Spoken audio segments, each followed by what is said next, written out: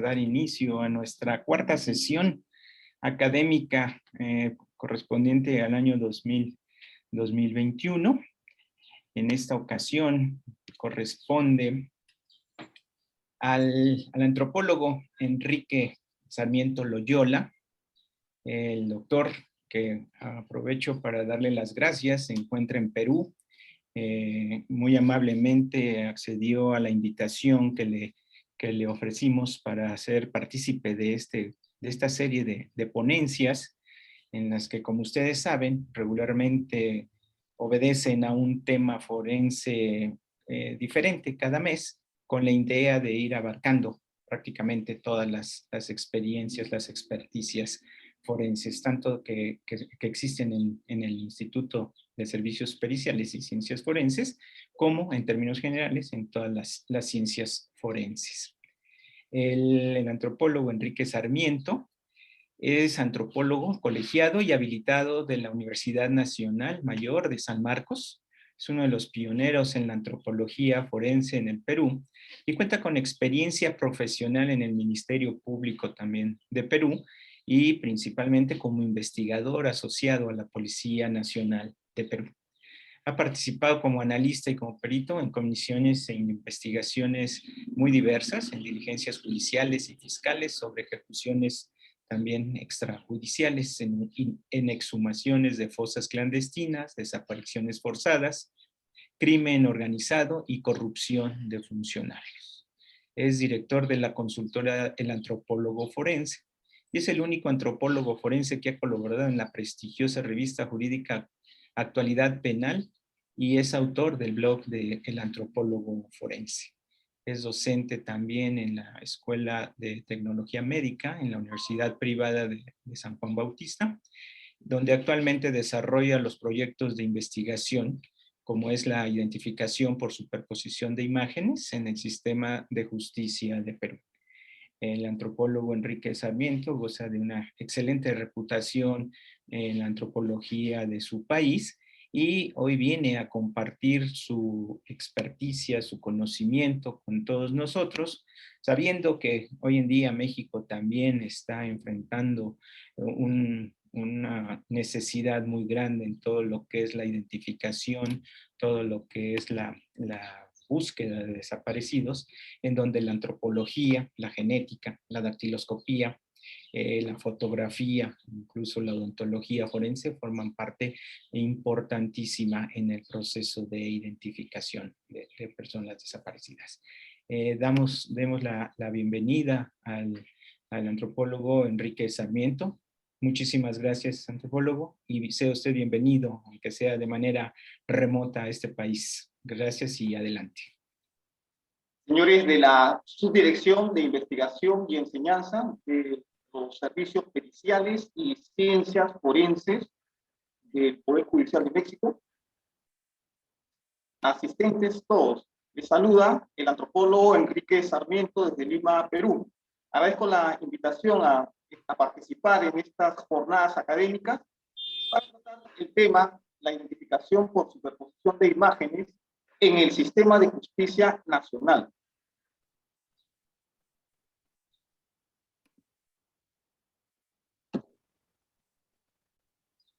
Bien, esta presentación está basada en el proyecto de identificación por superposición de imágenes en el sistema de justicia peruano, en el cual actualmente participo como investigador principal, ¿no? Conjuntamente con la coautora, mi colega María Elena Ramírez Bravo. Este proyecto cuenta con el auspicio y el financiamiento de la Universidad Privada San Juan Bautista, donde, como bien señaló el doctor, dirijo una cátedra en la Escuela Profesional de Tecnología Médica. En esta oportunidad voy a abordar los criterios legales, científicos y técnicos transversales a los sistemas de justicia en los diversos países. Evidentemente, voy a centrarme en la experiencia peruana.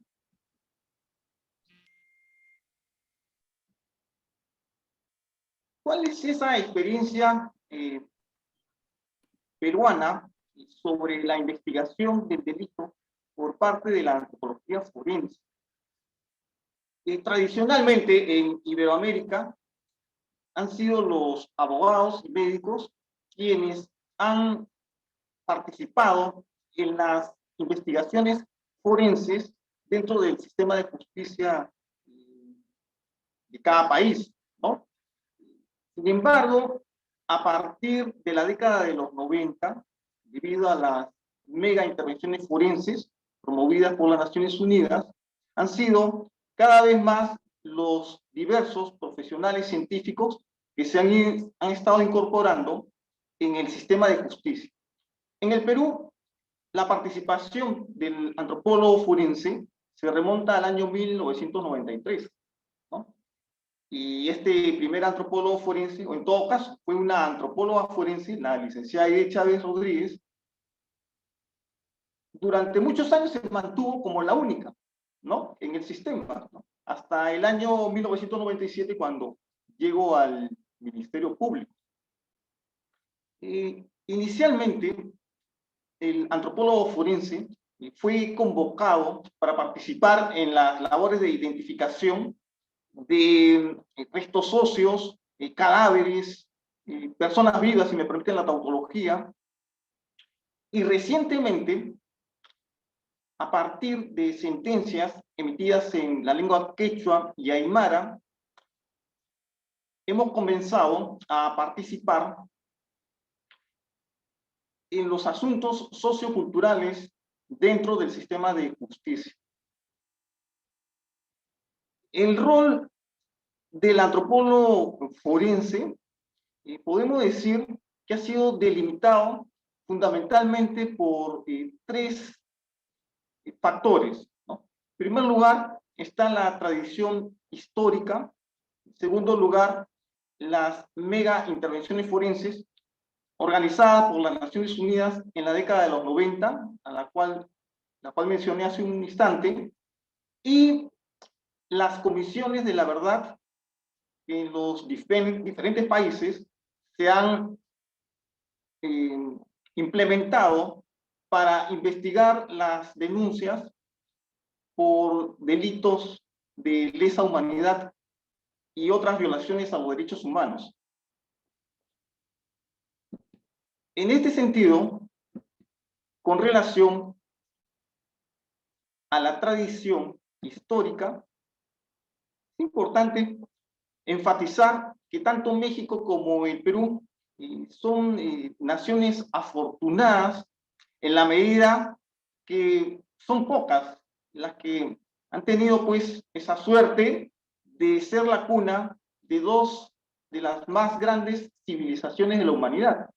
Y esto representa una ventaja para los jóvenes estudiantes e investigadores en la medida que se dispone de una mayor cantidad y calidad de información, ¿no? Así como la adquisición temprana de ciertas habilidades y destrezas indispensables para la investigación, ¿no?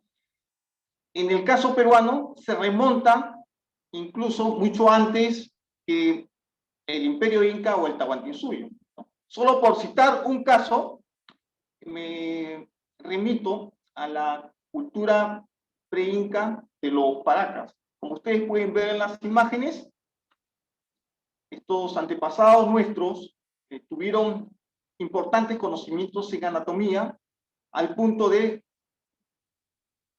ejercitar la práctica de las deformaciones craneanas, así como las trepanaciones, ¿no?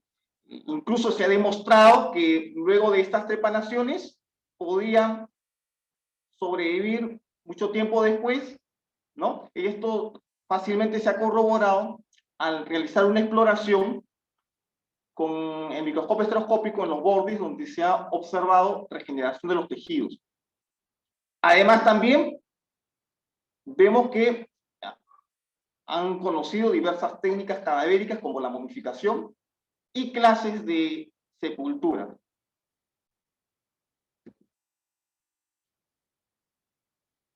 En la época incaica, propiamente, uno de los referentes más importantes definitivamente ha sido Machu Picchu, ¿no? ¿Y por qué Machu Picchu?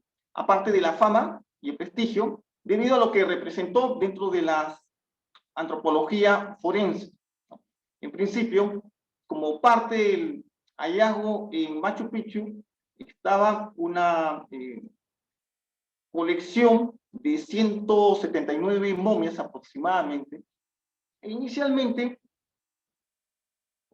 el osteólogo George Eaton aseguraba que se trataba pues de las esposas del Inca, ¿no? Partiendo de rangos y parámetros de poblaciones de otros países, ¿no? Sin embargo, el señor del lado derecho, ¿no? John Verano, demostró, implementando rangos y parámetros poblacionales, que en realidad no se trataba de un conjunto de mujeres, sino de un grupo de personas bastante heterogéneas, ¿no? Estableciendo incluso el dimorfismo sexual para diferenciar los hombres y las mujeres, principalmente a través de la estatura.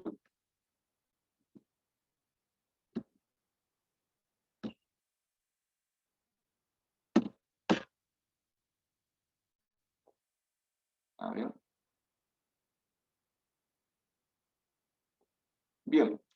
La época virreinal no ha sido la excepción en el caso peruano.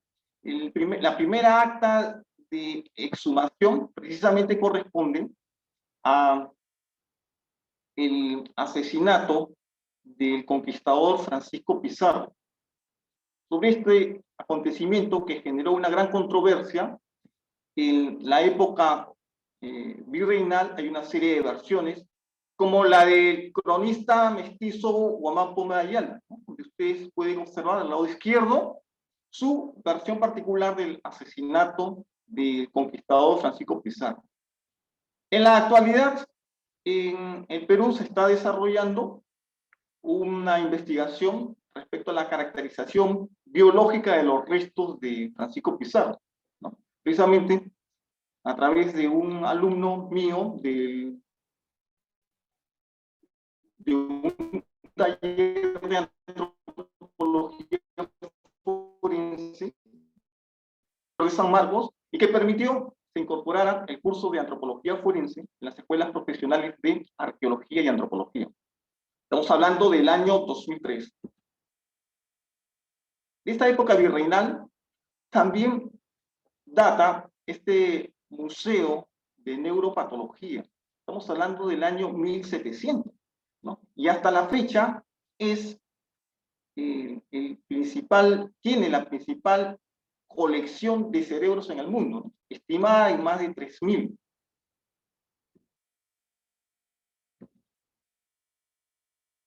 ¿Qué decir sobre la investigación del delito en el Perú? A partir del año 1844 es cuando se comienzan estas investigaciones dentro del sistema de justicia. En ese momento, a través del reglamento de la policía. Cerca de 100 años después, estamos hablando, exactamente el año 1985, se crea en el Perú el Instituto de Medicina Legal Leonidas Avendaño Ureta, ¿no?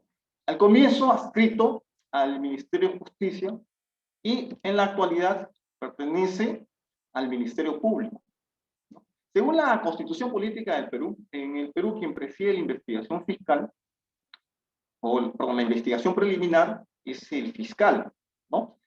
Y tiene como órgano de línea de apoyo a este Instituto de Medicina Legal, y ahora también se llama y Ciencias Forenses. Sin embargo, la labor de la policía, de acuerdo a la Constitución, sería básicamente la de la custodia y el acompañamiento al fiscal. Pero en la medida que el Ministerio Público y el Instituto de Medicina Legal no tienen la presencia, ¿no?, histórica de la policía a lo largo del territorio nacional, e incluso muchas veces la experiencia en lo que es trabajo de campo, en la actualidad comparten labores en la investigación.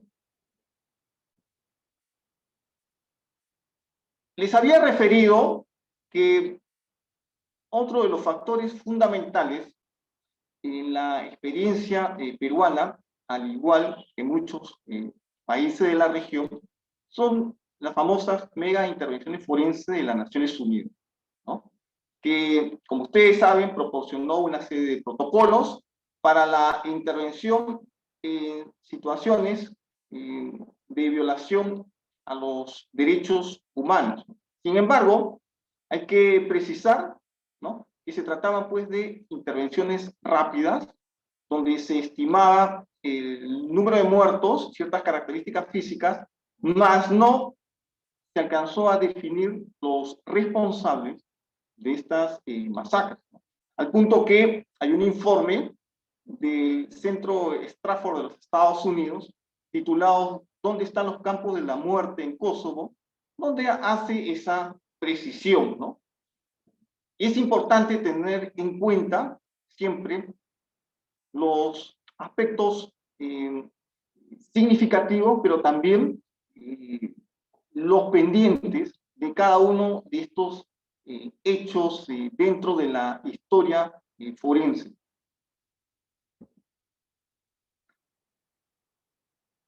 Las comisiones de la verdad definitivamente han tenido un rol fundamental en el desarrollo de las investigaciones en los diferentes países. En el caso del Perú, como se trataba de una situación nueva, no esperada, ¿no?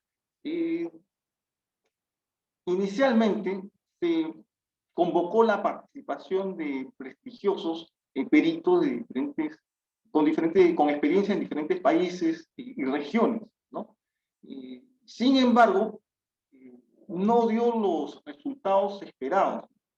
Habida cuenta de las características geográficas del Perú, sobre toda la región andina, ¿no?, que, como probablemente sepan, se caracteriza pues por su gran altura. Y esta Comisión de la Verdad y Reconciliación solo alcanzó a realizar 3 exhumaciones modelo, ¿no?, que no tuvo la recepción esperada, ¿no?, por parte de la población, que más allá del prestigio de los peritos internacionales, alcanzaron a manifestarle pues su desacuerdo, e incluso no llegaron a recoger los restos supuestamente identificados, ¿no? Entonces, pero lo positivo del proceso de la experiencia con las comisiones de la verdad es que comenzó a generarse un grupo de investigadores orgánicos, ¿no? Eso me parece importante resaltar, ¿no? Porque un perito extranjero puede compartir ciertas experiencias, ¿no?, pero asumir las investigaciones propiamente, por lo menos en el caso peruano, no ha dado buenos resultados. Si alguno necesita o requiere de usted más información al respecto, me puede escribir, ¿no?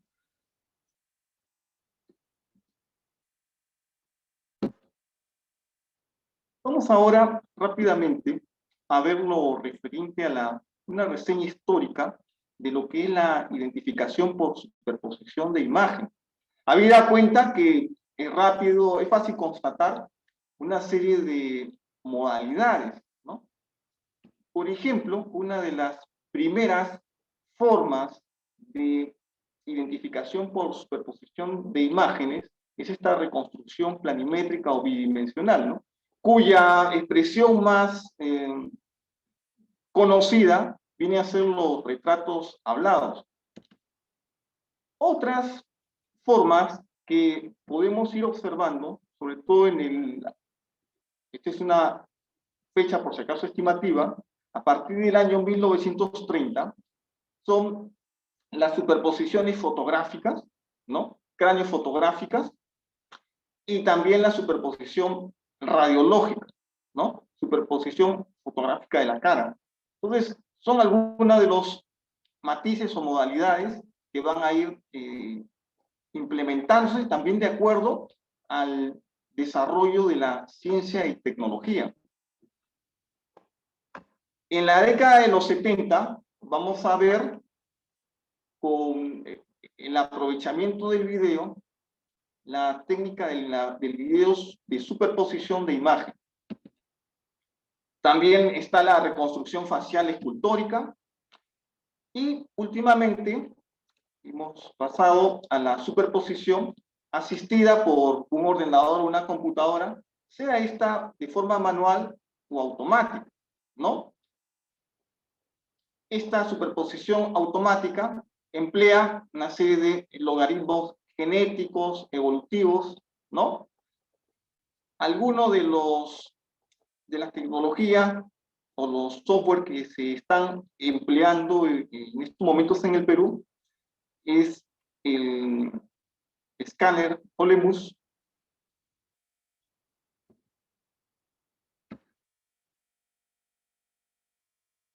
Vamos a ver.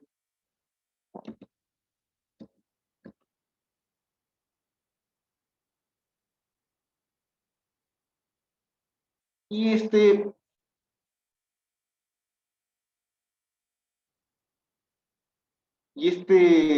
esta tecnología de reconocimiento facial, que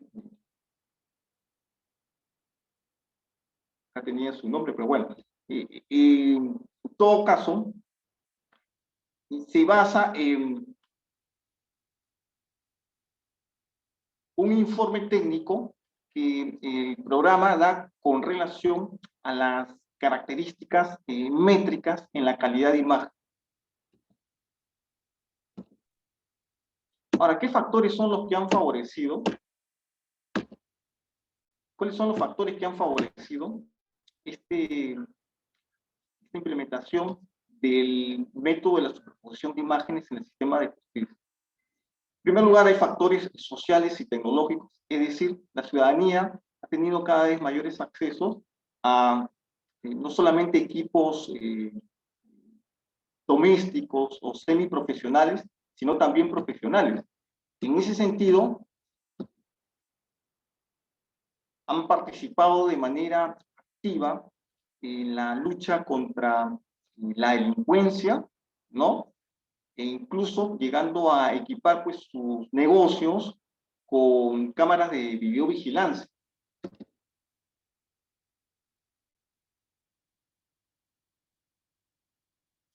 Hay también, definitivamente, factores legales, ¿no? Y estos factores legales tienen que ver con la implementación de estas cámaras de videovigilancia en el resguardo de orden interno, pero además también con el uso de las fotografías, el video, en los allanamientos y las intervenciones por parte de los fiscales, ¿no? Y de la policía. Ese es el caso de la fotografía del lado izquierdo, el allanamiento en un caso de narcotráfico.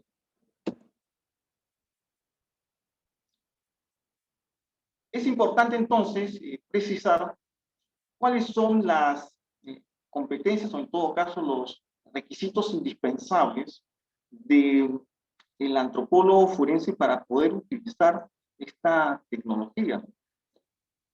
En principio,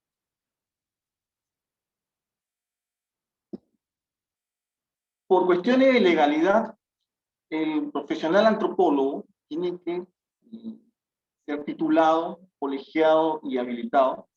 Esto podría parecer una redundancia, ¿no? Pero se han presentado muchos casos donde quien realizaba las funciones del profesional antropólogo no era antropólogo, era arqueólogo o de repente ni siquiera tenía un título profesional. Y por eso es que no considero que no está de más realizar esta precisión. Además, como hemos visto, conocimientos en videos y fotografía, ¿no? Conocimientos también en informática, ¿no? En imágenes. De lo contrario, pues, el antropólogo forense va a tener mucha dificultad para poder realizar su tarea como corresponde. ¿Qué decir con relación al dictamen pericial? Hay todo un debate si hablar de dictamen pericial o de informe pericial. En el Perú, de acuerdo al nuevo Código Procesal Penal, se habla de un informe pericial. Es en realidad un documento bastante escueto desde mi apreciación. Y en estos casos tan técnicos, requeriría explayarse con mayores consideraciones. Entonces, la propuesta que tengo es más bien ir a la elaboración de dictámenes periciales, ¿no? Y en el cual fundamentalmente debe tener en cuenta dos criterios, ¿no? En principio, los criterios métricos, ¿no? Para definir la calidad de las imágenes, pero también los criterios antropológicos para la identificación humana. Por error, equivocación, se piensa que el método de identificación por superposición de imágenes es exclusivamente antropológico. Y se ha obviado que parte fundamental, yo diría, la condición sine qua non para proceder al empleo o a la aplicación de criterios antropológicos es precisamente la calidad de la imagen. En ese sentido, ¿cuáles serían estos criterios métricos para definir la calidad de imagen? Algunos de estos criterios métricos que es importante precisar, en principio, es la iluminación, ¿no? ¿Bajo qué términos definir que una iluminación es adecuada? Eso tiene que precisarse pues, con propiedad. El encuadre, cuando un encuadre está bien realizado o no. El objetivo visualizado. Dentro del plano hay muchos objetos que rebotan, ¿no? la luz o la radiación, ¿no? Y que afectan pues la imagen que captura. También está la óptica, ¿no? Y al hablar de óptica, estoy refiriendo a el grado de distorsión que existe en toda imagen en menor o mayor grado. Empezando incluso por el propio sentido de la vista, no es absolutamente perfecto. Y en el caso de las lentes como extensión de este sentido de la vista, con más razón. Las cámaras también hay que tener presente, tienen diferentes grados de sensibilidad, responden a las condiciones ambientales de diferentes maneras, ¿no? Son más de repente susceptibles al calor, a la temperatura, a la humedad, ¿no? Y eso afecta a la imagen, ¿no? Por ejemplo, en determinadas cámaras puestas a una temperatura más allá de sus umbrales, la imagen puede salir hasta anaranjada. El entorno también es fundamental tenerlo en cuenta. La técnica de registro fotográfico del video, ¿no? Muchas veces la impericia del camarógrafo, ¿no? Impide un adecuado registro de lo que se quiere almacenar como información. La transmisión y digitalización de las imágenes es fundamental. He visto casos donde, muy a pesar de la cadena de custodia, el perito se tomaba prerrogativa de cambiar el formato. Y lo más desconcertante es que ni el fiscal, ni los técnicos en informática, y muchas veces ni siquiera los abogados se daban cuenta. Eso lo podía yo corroborar en las actas de visualización de los videos. Pensarán pues que no tiene una repercusión en la calidad de imagen. Una vez que se han definido principalmente estos aspectos, ¿no?, recién podemos pasar a determinar las características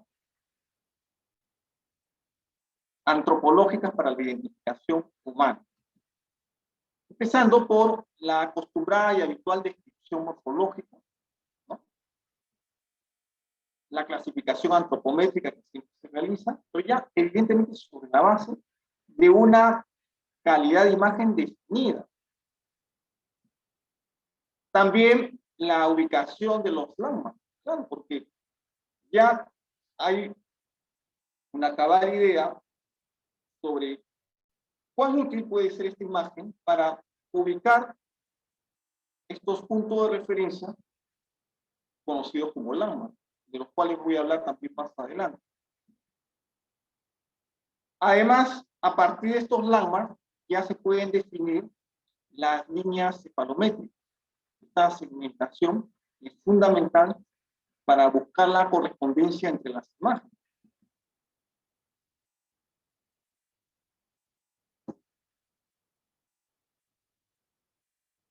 En ese sentido, es que me voy a explayar en algunos de estos criterios que me parece importante tener en cuenta, ¿no?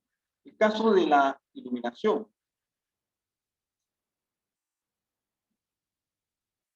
Traigo una de las fotografías que acabamos de ver, correspondiente a un allanamiento, un caso de narcotráfico, ¿no?, que fue una de las fotografías base para utilizarla para un análisis a través de la superposición de imágenes. En este caso, no se trata pues de entrar en una discusión etérea, ¿no?, vana, de si la iluminación es correcta o incorrecta. Es indispensable el definir con claridad cuáles son las características métricas de esta imagen. En principio, por ejemplo, si la iluminación es uniforme, si hay contaminación lumínica, ¿no?, de qué manera está afectando el contraluz. ¿A ustedes les ha pasado en la vida cotidiana? Probablemente cuando han ido a comprar una prenda a un establecimiento, pensando que era un color, las han llevado a su casa y han descubierto que era otro color, ¿no? Y esto es porque en la vitrina había una iluminación con determinada coloración que terminó modificando lo que percibíamos el color de la prenda, ¿no? Entonces, estos efectos son consecuencia de la contaminación visual o de iluminación a la que hago referencia. Ahora, definitivamente, lo que puede pasar si es que arbitrariamente se decide que esta fotografía sí cuenta con una iluminación adecuada y por tanto hay calidad de imagen, es que a partir de esta evidencia, este material, se proceda de la forma que ustedes están viendo, y no es una broma. Entonces, en este caso, pues, se extrajo esta fotografía fuente, o este fotograma fuente, los rostros, supuestos rostros de la persona. Y se procedió a aplicar o a ubicar los landmarks para proceder a una superposición de imágenes, ¿no? forzando todo el sistema.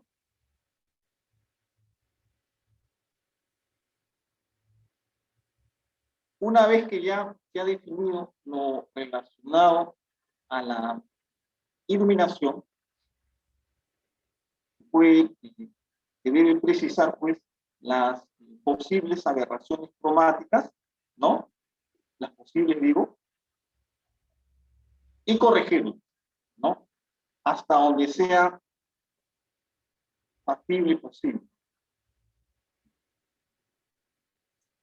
Pasemos a casos un poco más polémicos relacionados a la política en el Perú. Para dar algún ejemplo de lo que es un correcto e incorrecto encuadre. El caso del suicidio del expresidente Alan García, ¿no? Había la versión que estaba vivo, ¿no? Y partía de un pseudoanálisis morfológico del pabellón auricular, que no era otra cosa que un encuadre pues recortado, que es el que ustedes están viendo. Un encuadre recortado contrapuesto con un supuesto ángulo que correspondía al de la fotografía.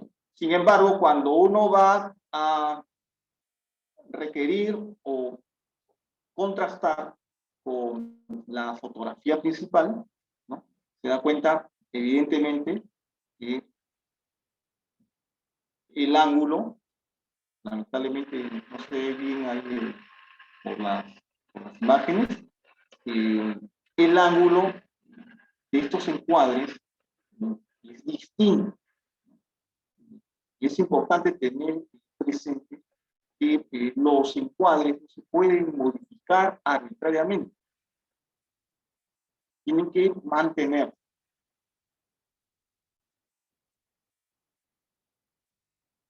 Otro caso también relacionado con la política peruana, a propósito de la óptica, una fotografía del expresidente Vizcarra, que salieron publicados en todos los medios de prensa, donde aparecía pues con una persona comprometida en caso de corrupción. Y sin embargo, en la fotografía se le aprecia aparentemente pues con un cuerpo más voluminoso, ¿no? Y eso lo utilizó él como argumento para poner en duda la fidelidad,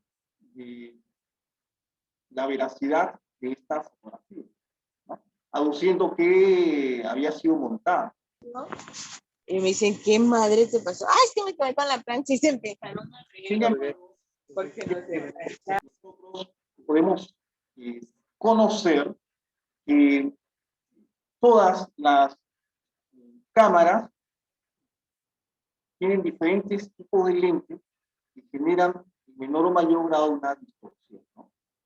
Eso es importante tenerlo en cuenta. Ahora, ¿de qué distorsiones estamos hablando? Porque muchas veces cuando estamos frente a una imagen, pensamos que reproduce nítidamente el objeto visualizado. Hablamos, por ejemplo, de la famosa distorsión de barril, ¿no?, denominada así, por la forma como enfatiza las figuras, o también la distorsión de cojín, ¿no?, que contrae más bien la figura. Y hay distorsiones intermedias como la de mostacho. Entonces, en menor o mayor grado, todas estas imágenes, como consecuencia de la diversidad de lentes y cámaras, generan una distorsión. Por consiguiente, es fundamental en los exámenes periciales precisar y corregir estas distorsiones, ¿no?, de la imagen y de las perspectivas. Hay al respecto ya software especializado para cada lente y cámara, ¿no?, pero aún así, estos software que están siendo utilizados que originalmente se los diseñó para cuestiones gráficas y de publicidad, como Photoshop Adobe, ¿no? También tiene sus propios correctores, no tan específicos como el ENFAL, por ejemplo, pero tienen aditamentos de cómo reducir estas distorsiones y van a alterar la imagen. Como ustedes bien saben, cuando nosotros hablamos de superposición de imágenes, las escalas a las que nos estamos refiriendo son milimétricas. Otro factor también, otro aspecto a considerar en los dictámenes forenses, me parece, son lo relacionado a las tecnologías de las cámaras, ¿no? Que ha cambiado, evolucionado de una manera bastante asombrosa. Al punto, por ejemplo, que traigo como mención esta propuesta de una cámara japonesa Hitachi del año 2018, supuestamente debería haber salido al mercado, se promovía asegurando que nunca más iba una cámara a tener una imagen desenfocada, porque de acuerdo a esa tecnología prescinde pues de las lentes de la cámara, utilizando algoritmos para capturar y reflejar las imágenes. Con relación a los landmarks o los puntos de referencia cefalométrica, ¿no? Es importante tener en cuenta que no solamente es la representación en escala, sino también una condición sine qua non para proceder a una superposición de dos imágenes. Hay una cantidad enorme de propuestas de clasificación de estos puntos de referencia. Históricamente, los puntos cefalométricos proceden de los puntos craniométricos. Cuando hablamos o lo aplicamos en personas vivas,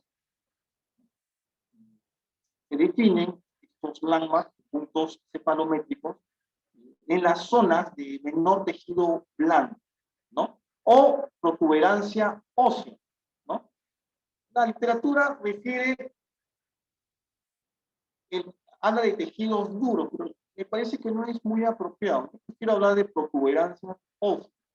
Algunos de los más conocidos puntos cefalométricos son, por ejemplo, el vértex, que es en la parte superior, ¿no? Está el liquio, está la glabela, el nastio, el gonión, el ectocantrio, el endocantrio, el nacio, los alares, el subnasal, el estomio, el labial inferior, superior y el opuestocráneo. Son algunos de los más utilizados o más fáciles de distinguir, ¿no? Digo más fáciles porque no siempre es posible. Por ejemplo, en las fotografías que acabamos de ver hace un momento, donde aparecen las personas o los incriminados con unos cascos, sería pues insólito intentar ubicar el vértex, porque hay algo que se sobrepone a la cabeza. Entonces, a falta pues de la posibilidad de establecer un punto de referencia en la parte superior de la cabeza, tendríamos que buscar otros puntos de referencia, como puede ser la glabela en el entreceño o el nacio, en la raíz del tabique con la cara, ¿no? Podrían ser puntos de referencia alternativos al vértex, que es lo ideal, ¿no? O también, a falta, vamos a suponer que sea imposible ubicar el nácteo que está en el mentón, ¿no? Porque no solamente depende de la imagen, ¿no? Sino también de la persona. ¿Qué pasa si el incriminado tiene, no sé si ustedes cómo le llaman a este tejido adiposo que genera en el cuello, nosotros le llamamos papada? Entonces va a ser imposible, pues, el poder ubicar este punto, este landmark llamado nácteo. Se tendrá que recurrir a otros puntos cefalométricos alternativos, como pueden ser los gonios, ¿no? En fin, como les decía, no solamente es la representación en escala, sino un requisito, una condición sine qua non para poder realizar las superposiciones.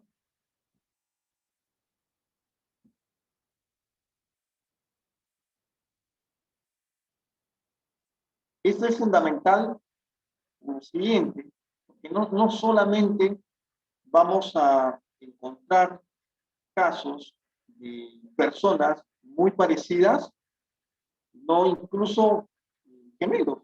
Hubo un caso donde uno de los hermanos era el prontuariado, ¿no? Ya que tenía antecedentes, hechos delictivos, y su hermano más bien era todo lo contrario, aparentemente una persona decente, sin, eso sí, sin antecedentes policiales ni penales. Sin embargo, por ser gemelo, permanentemente estaba comprometido en los actos delictivos de mi hermano, ¿no? Y era para él toda una tortura. Siempre salía involucrado.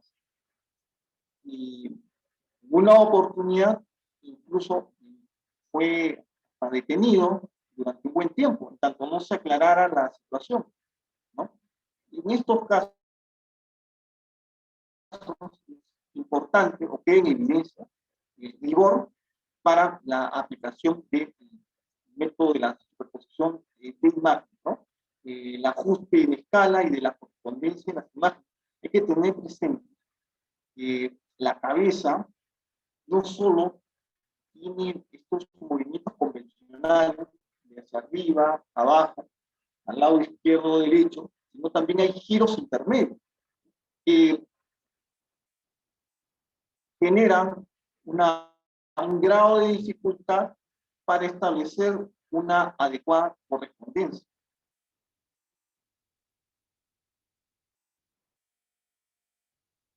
A manera de conclusión,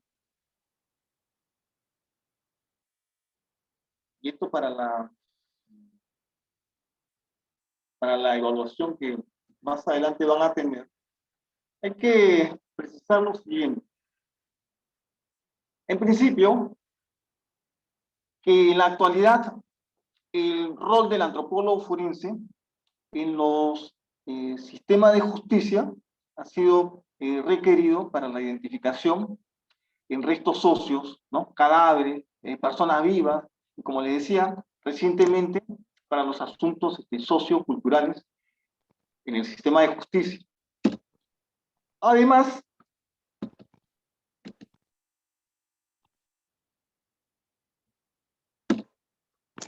también hay que tener claro que las principales fuentes de investigación forenses en la región definitivamente es la tradición histórica, ¿no? Es también las mega intervenciones forenses de las Naciones Unidas en la década de los 90 y las comisiones de la verdad. Hay que tener claro que la identificación por superposición de imágenes tiene diversas modalidades, ¿no? Hemos visto algunas, como la superposición fotográfica, radiológica, video superposición, y muchas otras más.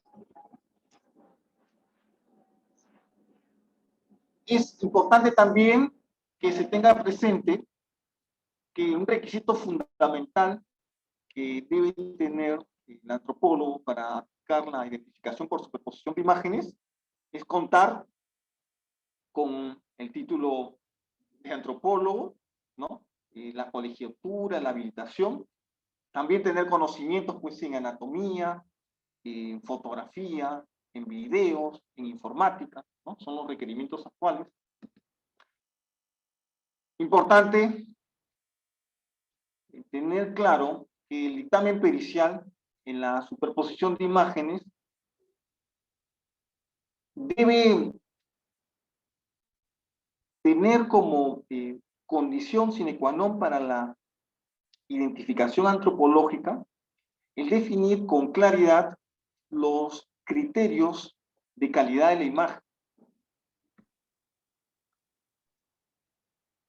Asimismo, tener en cuenta que todas las imágenes, en menor o mayor grado, presentan una distorsión óptica y hasta aberraciones cromáticas, ¿no?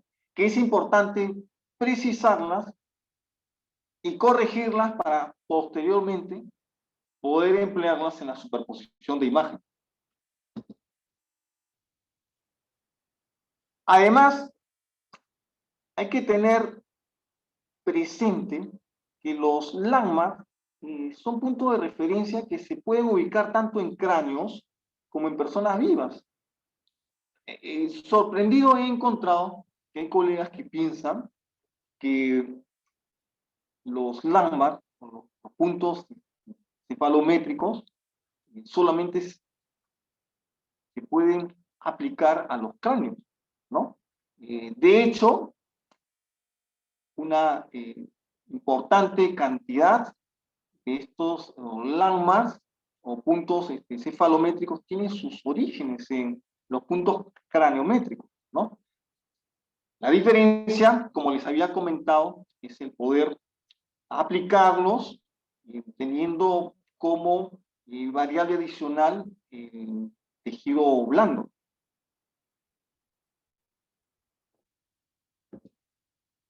Y finalmente, la mayoría de investigadores, ¿no?, en el mundo considera pues que la identificación por superposición de imágenes en el sistema de justicia es un método fundamentalmente excluyente, ¿no? Hay un precedente en los últimos años interesante, importante, al cual hay que realizar un seguimiento. Es el proyecto del Centro Europeo para el Soft Computing, donde por primera vez en el año 2012 se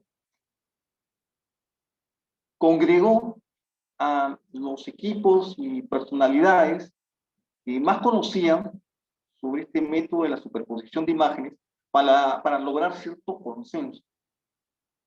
Y ahí es donde se acuerdan algunos términos, sobre todo comunes, ¿no?, que debería tomarse como una guía de referencia cada vez que se trate de aplicar el método de la identificación por superposición de imágenes. Finalmente, lo importante de estas actividades, estas jornadas académicas, es el intercambio de información y experiencias, ¿no? Y como estamos viendo, la necesidad que la transparencia, ¿no?, genere en las ciencias forenses también un tratamiento dentro de lo que es la bioética, ¿no?, la ética profesional, de la cual yo los felicito porque ustedes son pioneros en esos asuntos, en esas preocupaciones de primer orden dentro de las investigaciones científicas forenses. Bueno, les agradezco su atención y nos estamos viendo en una próxima oportunidad. Excelente, doctor, muchísimas gracias. Excelente en tiempo. Creo que fue muy clara y muy didáctica la presentación. Creo que tenemos oportunidad de ver si hay preguntas. Y Marco Rodríguez Zacarías nos pregunta, ¿cuánta integridad necesita tener un cráneo para lograr su correcta identificación? Lo que pasa es que cuando hablamos de identificación es estimación, ¿no? Y hay diferentes métodos, por eso concluía refiriéndome a la superposición de imágenes, que es excluyente. ¿Qué significa que es excluyente? Que hay la necesidad de cruzar diferentes métodos. Y en el caso del cráneo, igual, hay que cruzar diferentes métodos para estimar con una alta certeza esta identificación. Por eso también había precisado el surgimiento de estos software automáticos que utilizan los logaritmos, ¿no? Evolutivos, genéticos, donde complementan en buena parte esos vacíos, ¿no? O esa situación, estado deplorable donde podemos encontrar los restos óseos. Muy bien. Hay otra pregunta, doctor, que dice, Elías, el doctor Elías, ¿tiene la somatometría intervención en un estudio por sobreposición de imágenes? Sí, tanto comprenda, pues, consideremos superposición de imágenes a todo el cuerpo, incluyendo el rostro. Tradicionalmente, esto creo que de manera equivocada, se ha focalizado la superposición de imágenes a rostro, a la cara. Pero hay software que incluso establecen patrones a partir del cuerpo y del movimiento. Pienso que sí es aplicable. Perfecto.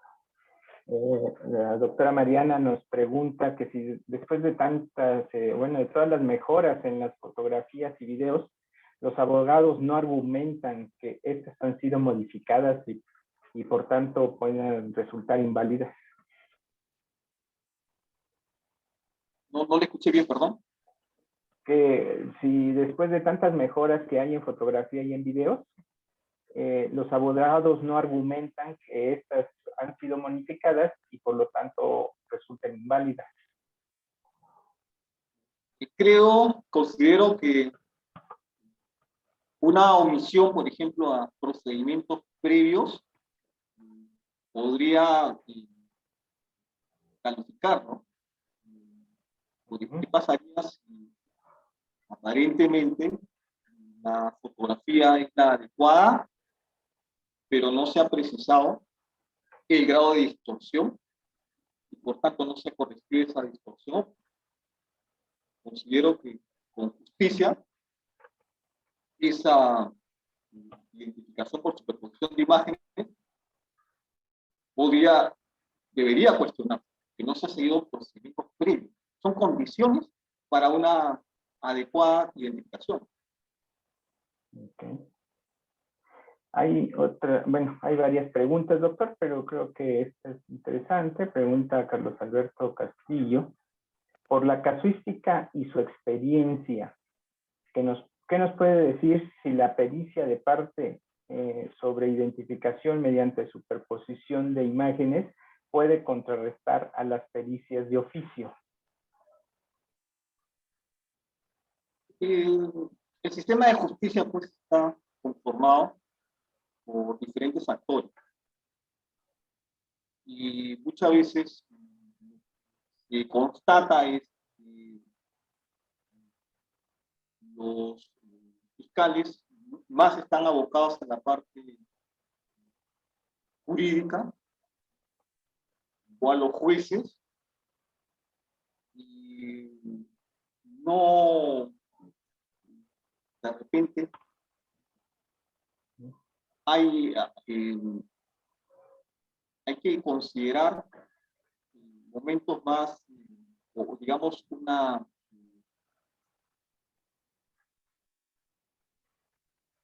mayor capacitación, ¿no? para que estos operadores de justicia puedan comprender mejor los aspectos científicos. Evidentemente no es pues, su expertise, ¿no?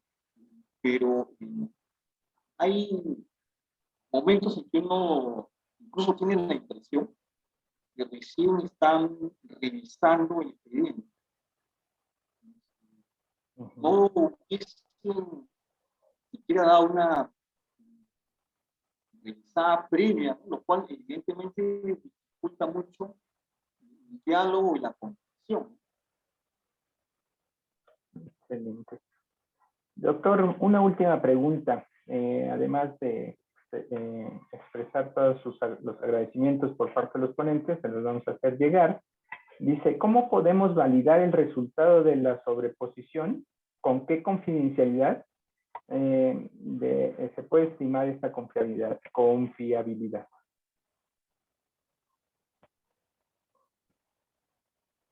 Como concluía, en esta reunión de expertos, que es única hasta el momento, el Centro Europeo de Search Computing, se llegaba a la conclusión que estos métodos son excluyentes, ¿no? Implica también contrastar con otros métodos. Y en ese sentido es que hay que irnos quitando la idea, muchas gracias, de que un solo método puede explicar o determinar absolutamente todo. Justo acabo de ver el cambio de imagen, este software no se utilizaba bien en la diapositiva anterior, es el Amplify. El Amplify es un software que acaba de llegar al Perú, que está siendo utilizado. Interesante, yo invito a los abogados a que tomen información sobre este sistema de definición de la calidad de imagen, porque adicionalmente genera un reporte, un informe, ¿no? Interno del sistema. Entonces los abogados podrían solicitar a los sistemas de justicia que las pericias oficiales o de parte pasen por este Amplify, ¿no? Y requerir ese informe de del propio sistema, ¿no? Que va a ser bastante útil y revelador, ¿no? Porque el sistema no hace concepción, lo que está mal, está mal. No hay iluminación, no hay calidad de imagen, lo dice. No lo atenúa, no fuerza el sistema, es bastante interesante, ¿no? Por lo que he estado revisando. Muy bien. Pues muy bien, doctor. Como le comentaba, tenemos una gran cantidad de agradecimientos y felicitaciones por la plática, por la ponencia, excelente.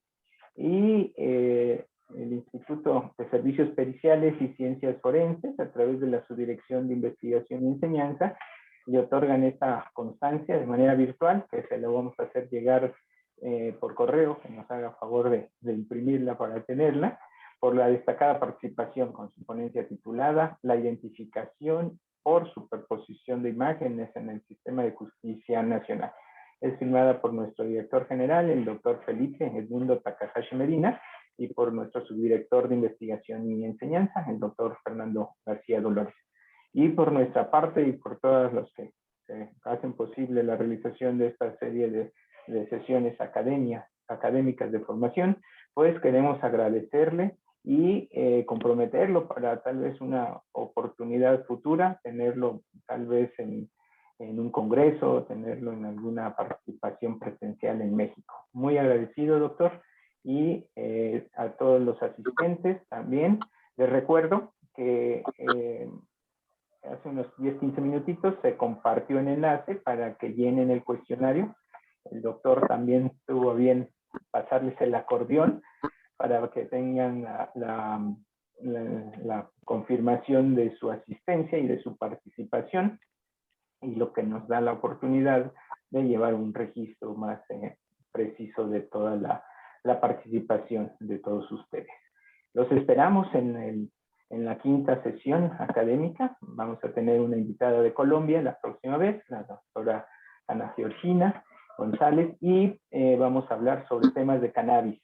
Así que quedan todos invitados y reitero nuestro agradecimiento al doctor Enrique Sarmiento por su valiosa transmisión y compartir sus conocimientos del hermano país de Perú. Muchísimas gracias, doctor. Muchas gracias, felicidades. Felicidades, doctor, muchas gracias. Gracias a todos. Gracias, Carlos, muchas gracias. No, doctor, gracias a todos los que tuvieron tiempo de conectarse y estar aquí en las sesiones académicas. Muchísimas saludos y buenas noches.